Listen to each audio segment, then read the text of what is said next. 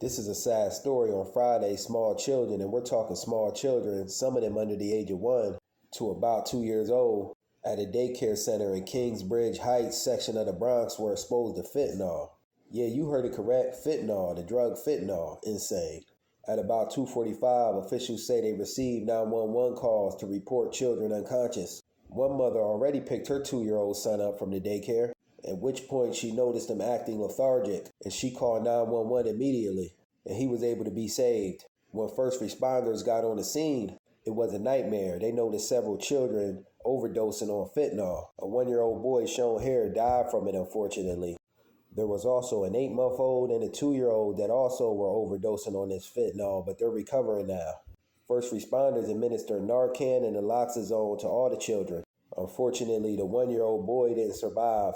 According to media, all New York City first responders are required to carry Narcan and naloxone because overdoses are something that they say they deal with, unfortunately, on a frequent basis. A police investigation of the apartment building led investigators to find a kilo press, which is used to make the bricks and packages of heroin and fentanyl. They also uncovered a kilo of fentanyl under one of the baby's sleeping mats. Insane. Yeah, everyone involved with this thing needs charged up to the maximum extent. The 1-year-old's death has not yet been ruled, but it will most likely be ruled as an opioid overdose due to fentanyl. 2 people have been arrested and charged. I don't know if you can see it, but they're shown here on the screen. A 41-year-old man who lived in the apartment building, also a 36-year-old woman who was the owner of this daycare. They've been charged with murder, manslaughter of a child under the age of 11, child endangerment, and a whole slew of other charges. This is a crazy story. The news said that a few grains of fentanyl, small pieces, as small as a piece of sand, could cause someone to overdose. So you could just imagine the effects that this will have on a child.